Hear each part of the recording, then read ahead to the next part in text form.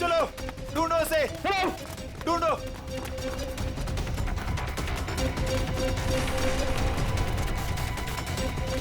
मिला क्या चोर? नहीं मिला। मिला? नहीं मिला। ढूंढो उसे, बच के निकलना नहीं चाहिए हमारी शॉल से। हाँ चलो चलो चलो।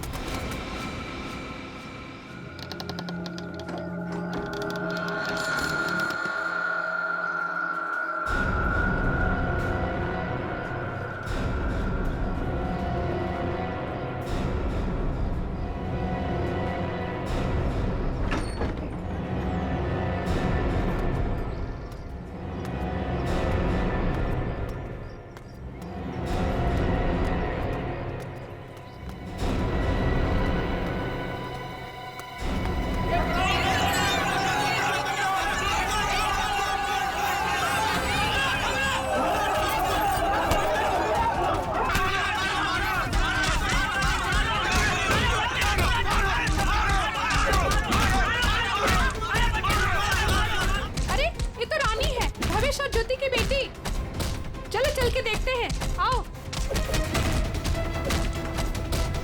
भावेश, ज्योति।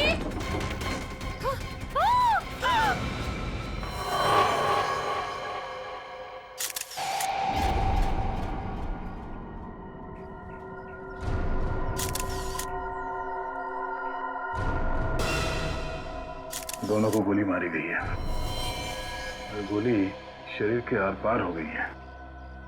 हाँ सर, मतलब गोली काफी नजदीक से मारी गई। हो सकता है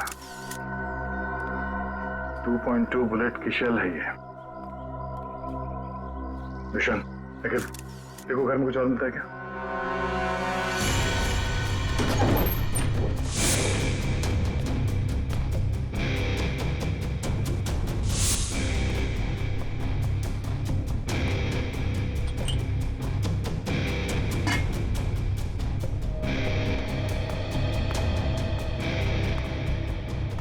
तुमने इन दोनों का खून किया और बच्चा लेके भाग रहे थे ऐसे?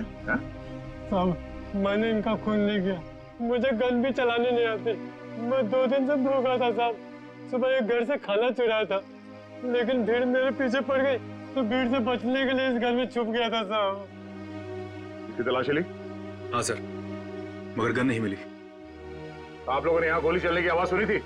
नहीं सर, नहीं। बच्चा चुरा के क्यों भाग रहे थे तुम? साहब, भीड़ से भागते हुए चुराया हुआ खाना फेंक दिया था। घर में इनको मरा पड़ा देखा और बच्चे इनके पास रो रहे थे। फिर मैंने सोचा बच्ची को बेचेंगे तो पैसा मिल जाएगा साहब, बस कुछ नहीं।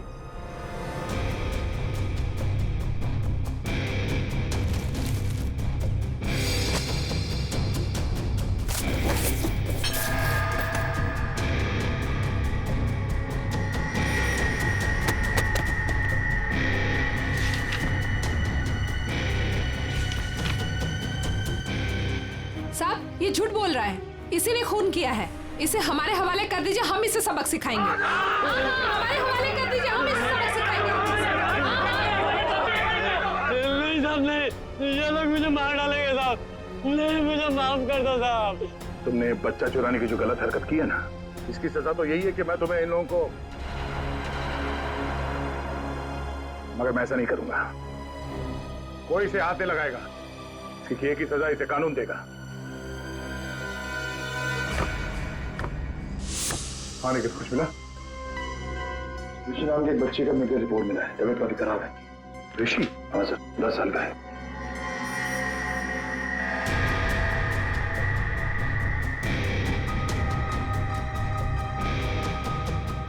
भावेश।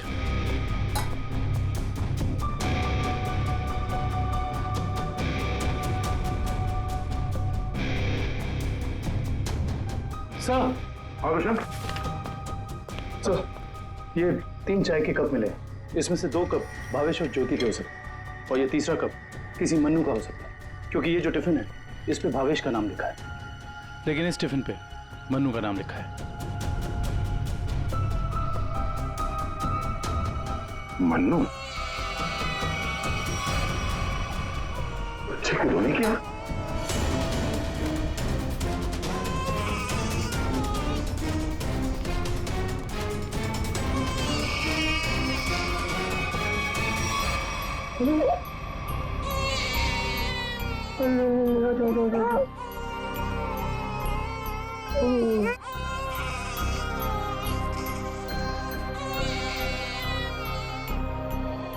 ये ऋषि कौन है?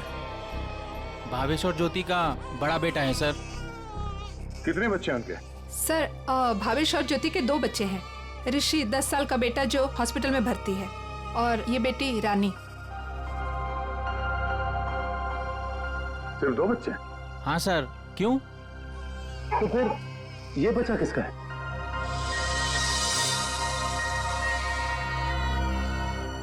सर पता नहीं ये कौन है। सर भावेश और ज्योति 6 महीने पहले यहाँ रहने आए थे, तब ऋषि और रानी ही उनके साथ थे। तो ये बच्चा कहाँ से आया? अच्छा, ये बच्चा चाल में से किसी का तो नहीं? नहीं सर, नहीं सर। ये क्या चक्कर है? कोई और इनके साथ रहता है इनके परिवार में? सर ज्योति की एक बहन है मधु, वो आती थी यहाँ पर। आप लोग किसी मन्नू नाम के आदमी को जानते हैं? मन्नू? नहीं साहब, इस नाम का कोई भी आदमी इस चाल में नहीं रहता। अच्छा, ये भावेश काम कहाँ करता था? सर दिहाड़ी का मजदूर था भावेश।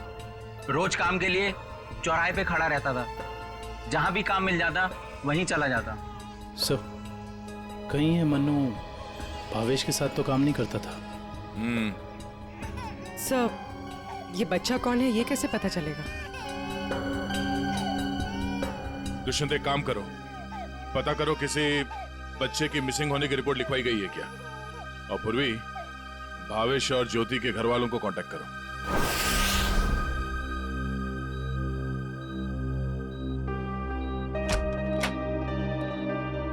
डॉक्टर साहब, हम CID से। Hello sir. हेलो, ऋषि यही है? हाँ सर, यही है। क्या हुआ सर? हम लोग इससे बात कर सकते हैं? नहीं सर, ये बात करने की हालत में नहीं है। ऐसा क्या हुआ इस बच्चे को? सर, इसे किडनी की प्रॉब्लम है। क्या बात है सर, आप लोग यहाँ कोई प्रॉब्लम? एक्चुअली ऋषि के माँ बाप अब नहीं रहे। क्या? ओह माय गॉड, इसलिए इसके इलाज के लिए आज कोई रकम जमा करने नहीं आया। क्या मतलब? इलाज के लिए रकम?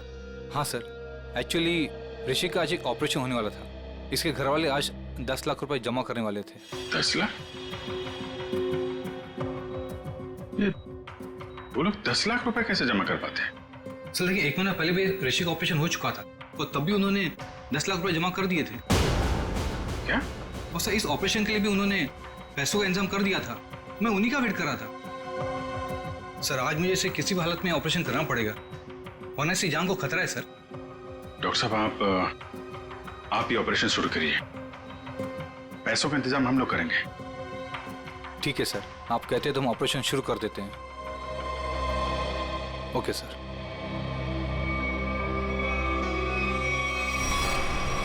घबराओ मत ऋषि, कुछ नहीं होगा तुम्हें।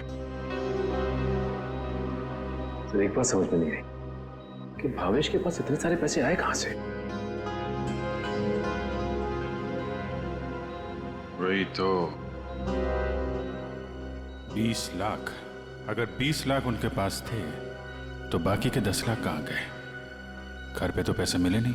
चुप हो जा बेटा, क्यों इतना रो रही है? किसने तेरे को परेशान किया? अरे बेटा प्लीज रोना बंद हो जा प्लीज। देख अगर तू रोना बंद नहीं करेगी ना तो फिर मैं रोना चालू हो जाऊंगा।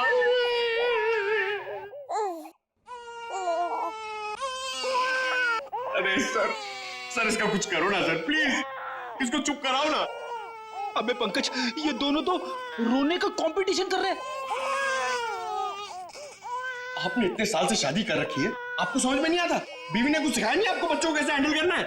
पंकज, यही तो ट्रेजेडी है मेरे लाइफ की।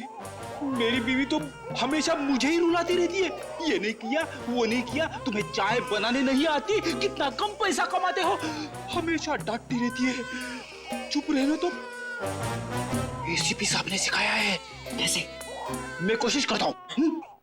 एसीपी साहब आएंगे, दूध मलाई लाएंगे, मुन्ने को खिलाएंगे, मुन्ना खूब खाएगा, चुप हो जाएगा। चुप हो गया। सर ये बहुत रो रही है सर, इसको भी चुप कराओ ना प्लीज। अबे नहीं, मेरी आवाज से ये वापस जाग जाएगा।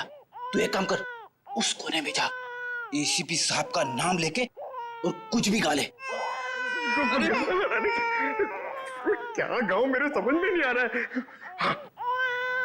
गांव से 20-20 कोस दूर जब भी कोई बच्चा रोता है तो माँ कहती है बेटा सो जा वरना एसीपी सर आ जाएंगे।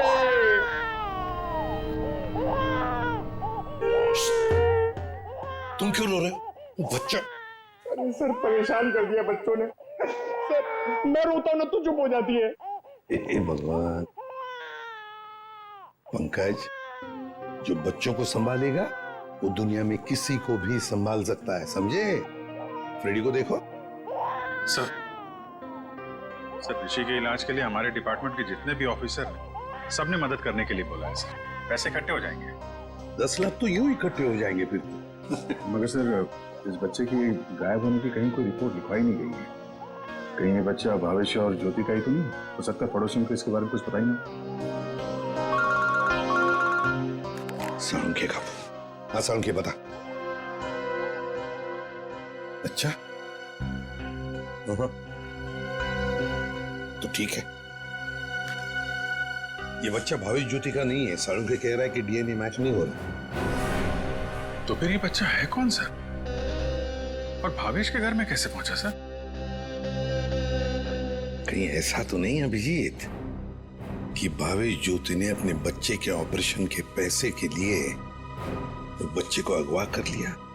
सर पता करना पड़ेगा कि ये बच्चा कौन से हॉस्पिटल में पैदा हुआ है, वहां से शायद इसके माँ बाप के बारे में कुछ पता कर सकते हैं।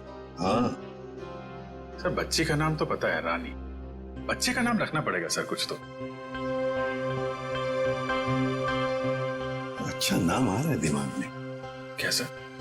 पार्थ। हाँ पार्थ तो बहुत अच्छा नाम है ना? पार्थ। फ्रेडी, तुम्हारा बच्चा क्यों रो रहा है? अरे सर, आपने इसका नाम लिया और ये रो पड़ा। मैंने इसे कहा था कि आप दूध मलाई लाएंगे। दूध मलाई? अब मेरे लिए नहीं सर, इसके लिए। रेडी सर, मैं ले आई। अरे पूर्वी, अच्छा किया तुमने, बच्चे को गोद में खिला खिला के मेरे पसीने छूट गए। लाइए मैं देखती हूँ।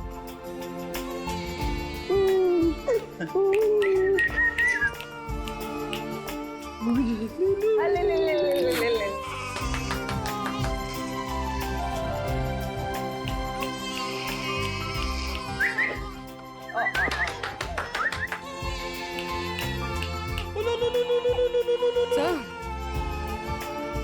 आपको पसीना नहीं आया, बच्चे ने सूसू किया है।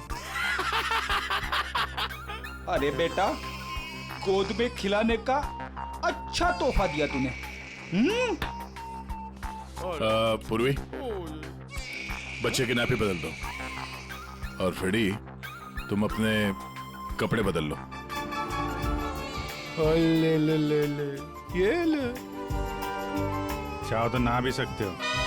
डायपर चेंज करके आता हूँ। डायपर? ये तो मन्नू का डब्बा है, नाम भी लिखा है उसका। आपकी साइड पर छूट गया था क्या? नहीं, मन्नू ने जहाँ खून किया था वहां छूट गया। मन्नू ने खून किया था?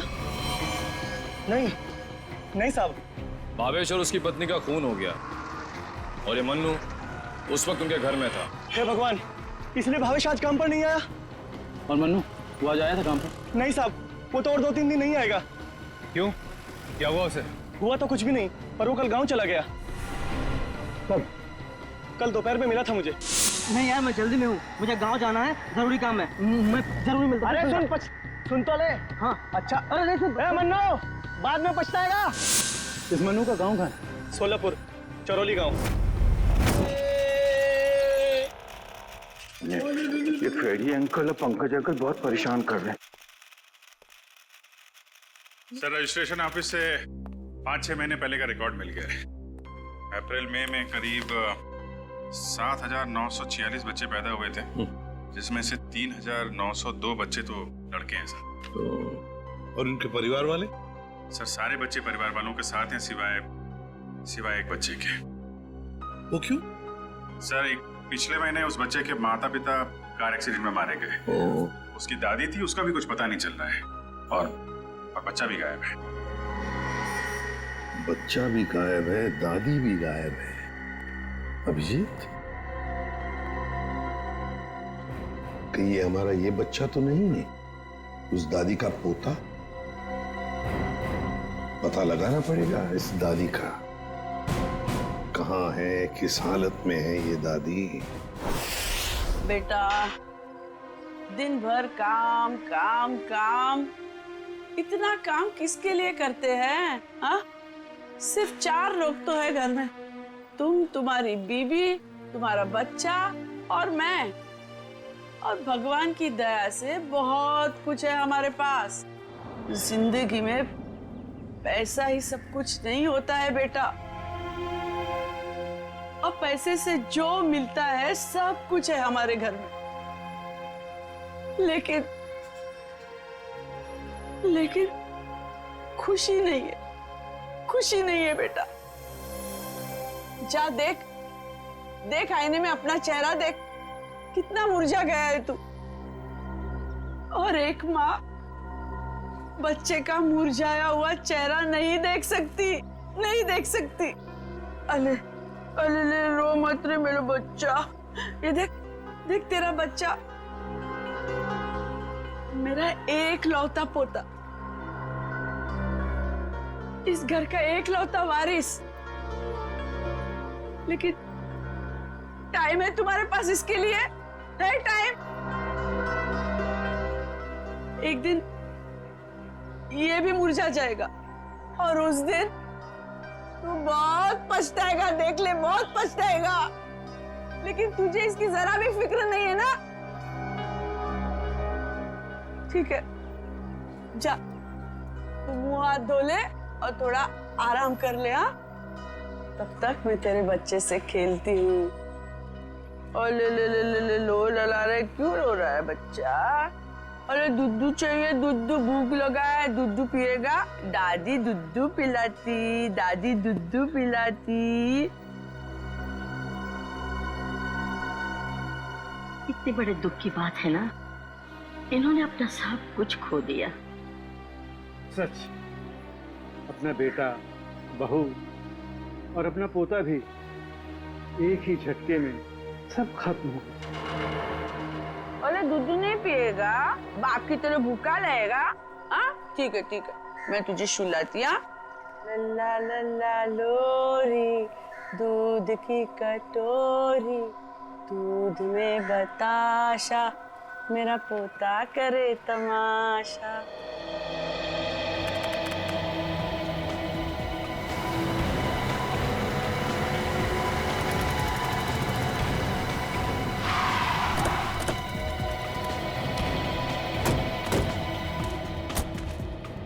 चरौली गांव तो यही है।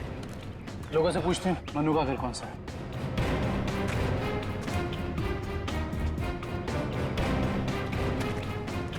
भाई साहब, ये रास्ता मन्नू के घर की तरफ जाता है। मन्नू साहब, वो रहा मन्नू।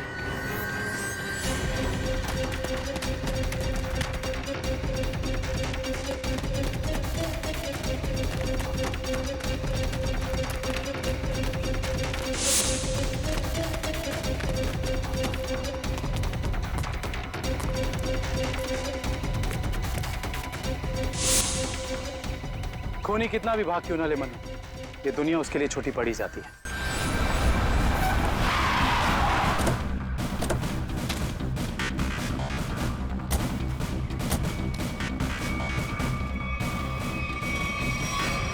आइए सर। सर, सावित्री देवी की दिमागी हालत बहुत खराब है। वो हमेशा खोई रहती है। कभी तो खूब हंसती है और कभी चिल्ला चिल्ला कर रोने लगती है। डॉक्टर्स को दिखाया आपने? दिखाया सर। डॉक्टर ने कहा कि उन्हें कोई बहुत बड़ा सदमा पहुंचा है। आइए सर, आइए।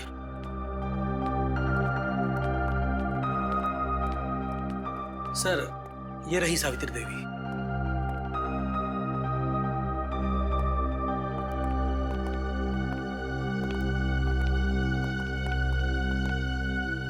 सावित्री जी,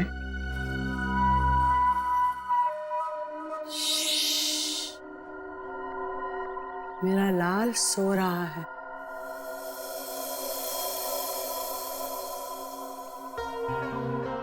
मेरे से बात करना।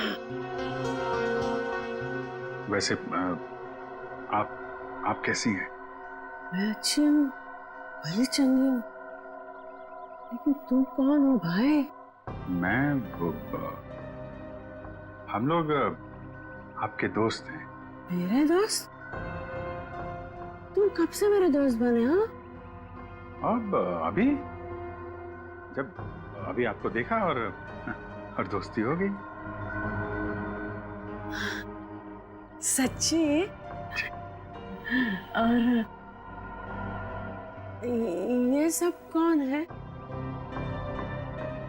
जी, हम सब भी आपके दोस्त हैं। बहुत अच्छा। सावित्री जी, आपसे कुछ जरूरी बात करनी थी। थोड़ा ये यहाँ तो ये सो रहा है ना, डिस्टर्ब होगा, इधर आ सकते हैं?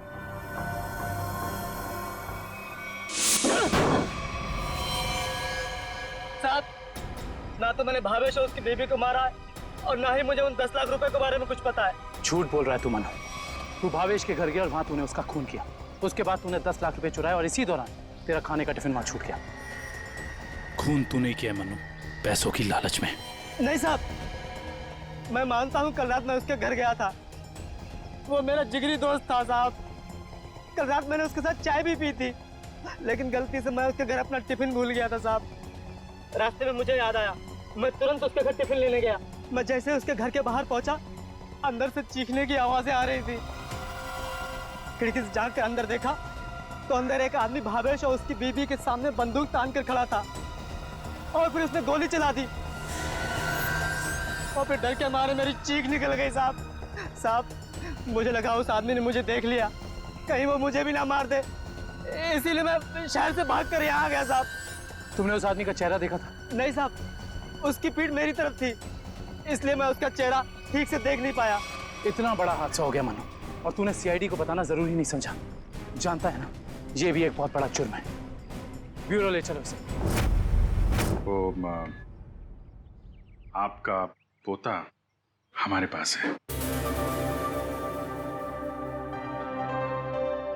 मेरा पोता तो यहाँ सो रहा है ना?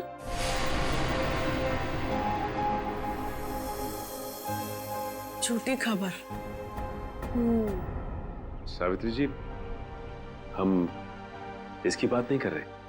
ये तो खिलौना है। आपके असली पोते की बात कर रहे हैं। जी हाँ, आपके बेटे का बेटा। याद है आपको?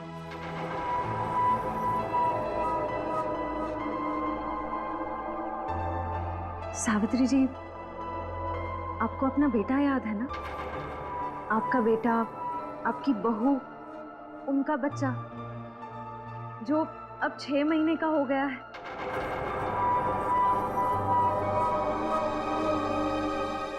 याद आया? सावित्री, याद करो। ये लोग उसकी बात कर रहे हैं जैसे तुम कलेजे का टुकड़ा कहकर याद किया करती हो। तुम्हारा लाडला, तुम्हारा पोता सावित्री, याद करो। हाँ सावित्री, कुछ याद आया? तुमने कहा था ना कि वो तुम्हारे बुढ़ापे की लाठी है, तुम्हारे घर का उजाला है। याद करो, याद करो सावित्री।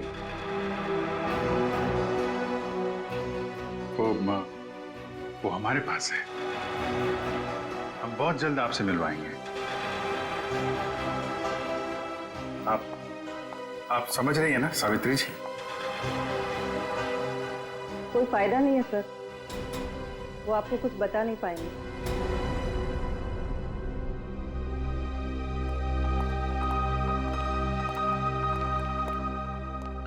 देखिए, हमारा ये जानना बहुत जरूरी है कि सावित्री जी के साथ ऐसा क्यों हुआ और इनके पोते का क्या हुआ। इसको तो शायद अगवा कर लिया गया था। इनसे 20 लाख रुपए भी मांगे गए थे, लेकिन इनके परिवार में तो कोई भी नहीं है। इनके बहू और बेटे की दोनों की एक एक्सीडेंट में मौत हो चुकी है। घर भी बिक चुका है। ये खुद इस सदमे से अभी तक बाहर नहीं निकली है। बहुत बुरा हाल है इनका। Thank you very much.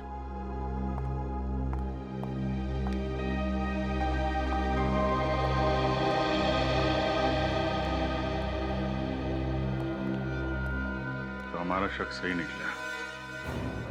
आवेश और ज्योति ने इनके पोते को किडनैप किया 20 लाख रुपए के लिए, ताकि उन पैसों से वो अपने बेटे ऋषि का इलाज करवा सके।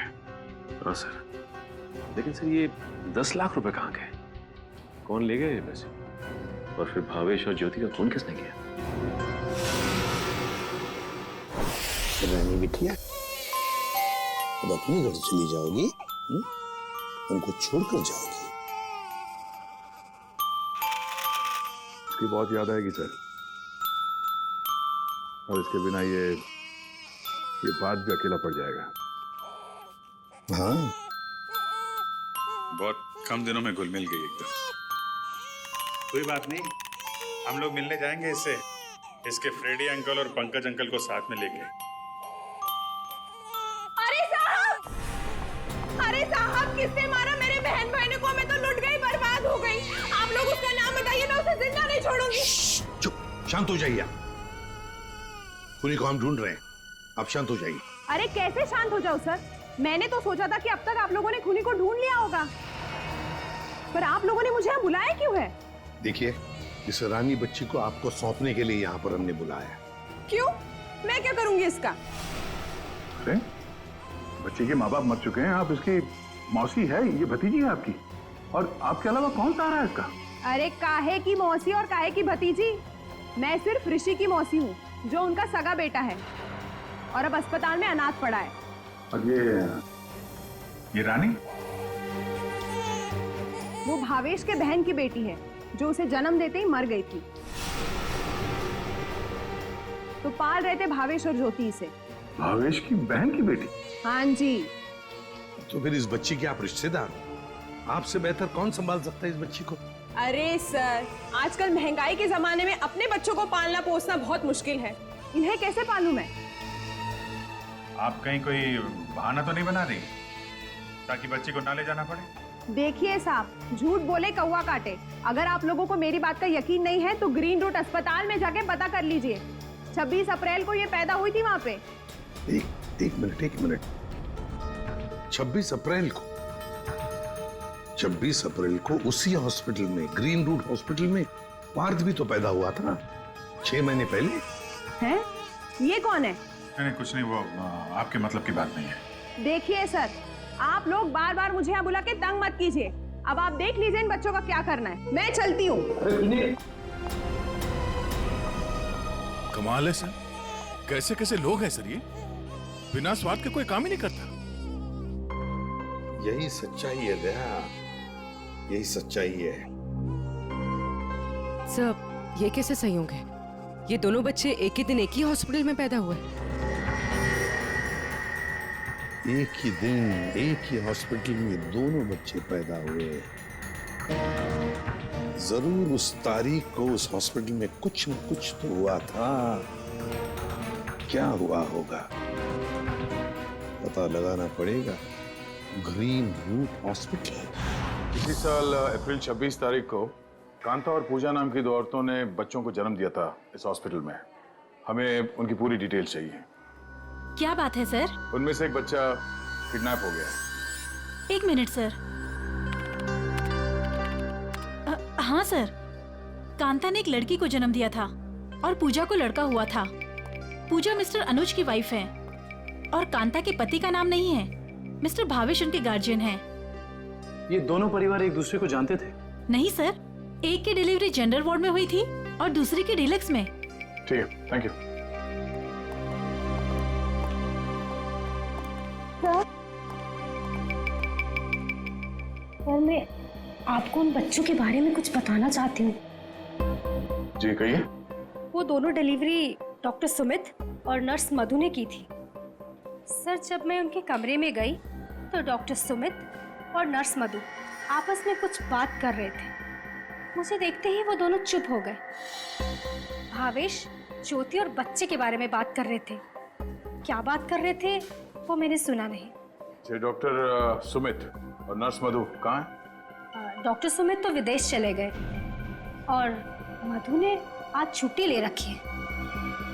ये मधु कहाँ रहती है?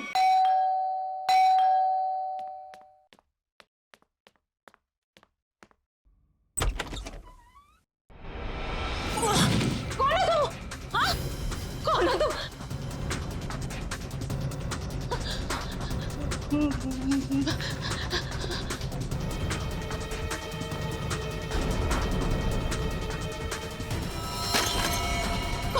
कौन हो तुम? कौन हो तुम?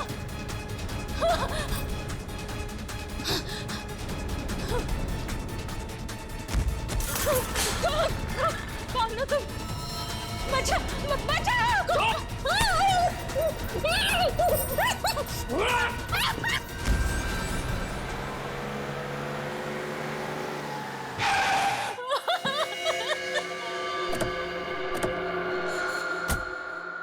मुझे छोड़ दो।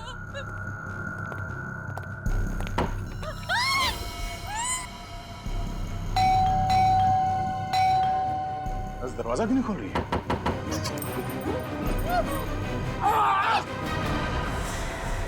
क्या हुआ? दरवाजा खोलो, दरवाजा खोलो।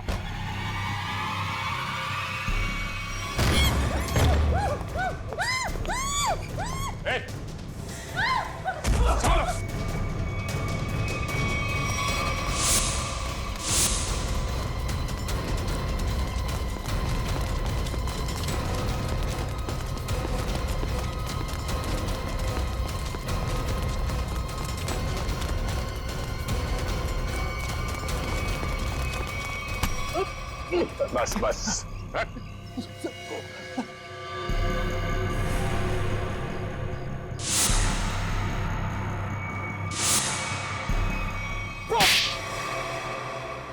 बच्चों को अगवा करने में मेरा कोई हाथ नहीं है।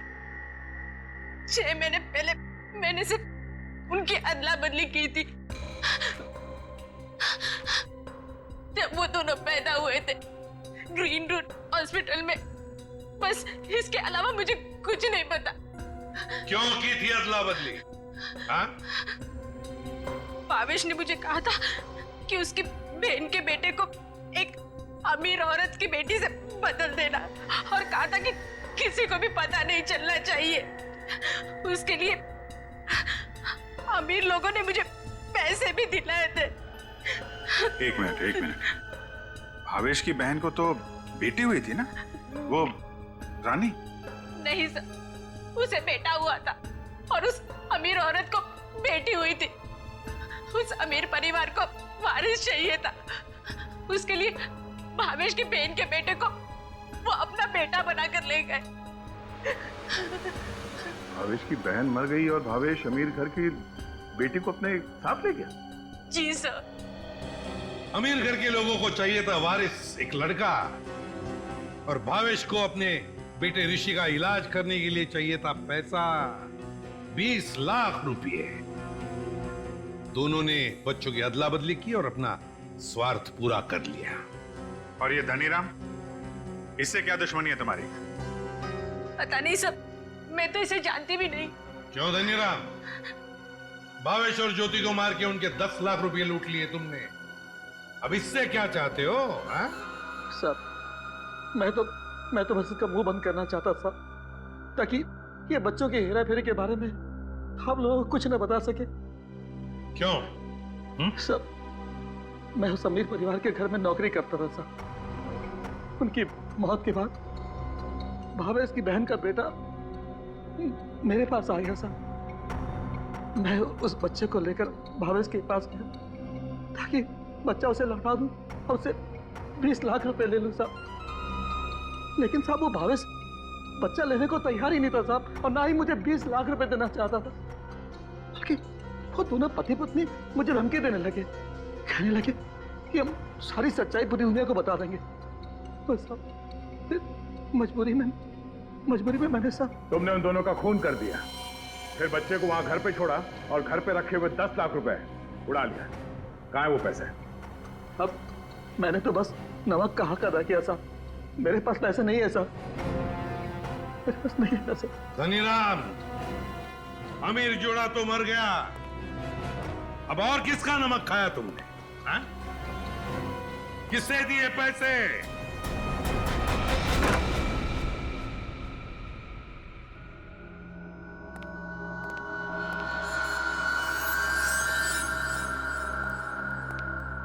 क्यों किया आपने ये सब? देखिए, हमें सब कुछ पता चल चुका है, चुप रहने से कोई फायदा नहीं। हम समझ सकते हैं कि इस उम्र में जिंदगी से जूझना मुश्किल हो जाता है, लेकिन गुनाह तो गुनाह है ना। आपकी उम्र आराम से जिंदगी गुजारने की है, मगर आपने जो गुनाह किया है उसकी सजा तो आपको भुगतनी ही पड़ेगी। अफसोस गुनाह करने से पहले करना चाहिए था। अब चुप रहने से आपके गुनाह मिट नहीं सकते, आपको हमारे साथ चलना पड़ेगा।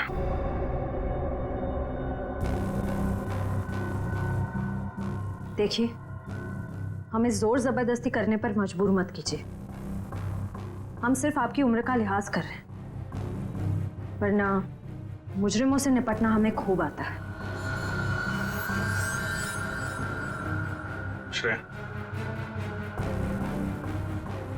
सावित्री जी, सावित्री जी,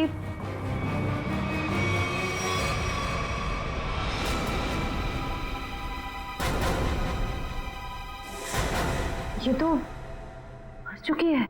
हाँ? यहाँ पे कुछ है।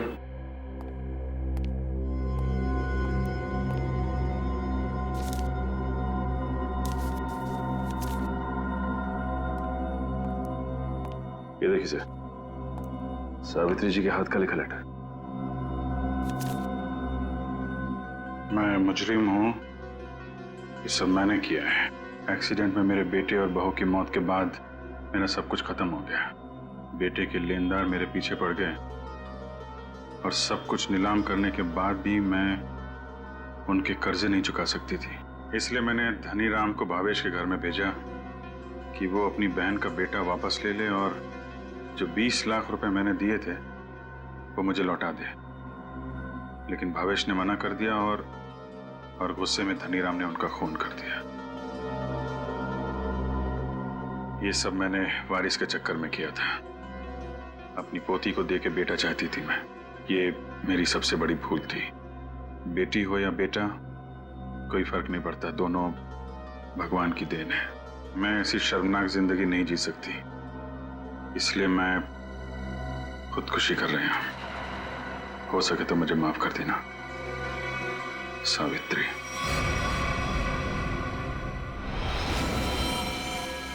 बहुत बुरा हुआ इनके साथ में सर।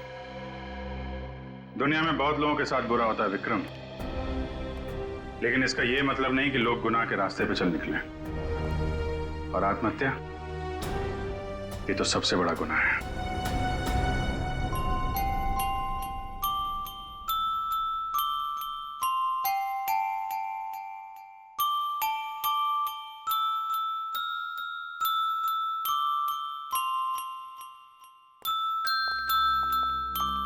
आप लोग प्लीज थोड़ी देर यहीं रुकिएगा। हेलो बोलो, हेलो, ये लो, हेलो, हेलो, हेलो।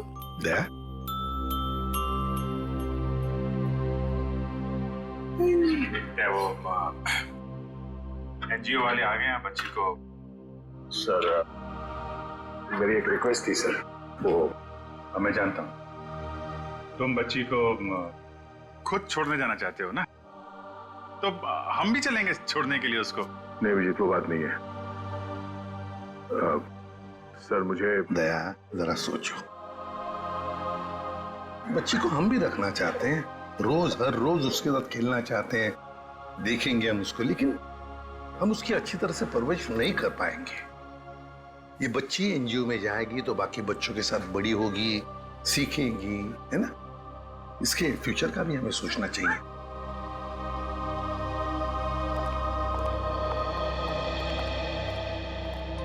सर आप चिंता मत कीजिए, हम आपसे प्रॉमिस करते हैं कि हम बच्चों का पूरा ख्याल रखेंगे।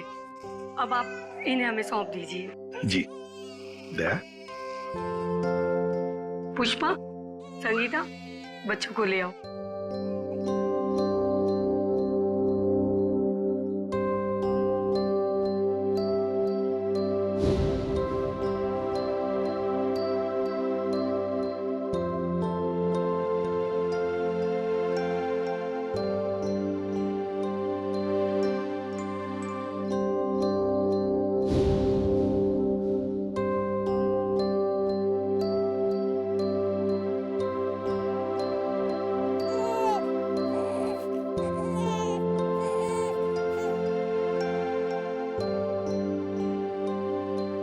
सर हम ऋषि की भी पूरी जिम्मेदारी उठाने को तैयार हैं। उसकी हर सुविधा का हम ख्याल रखेंगे।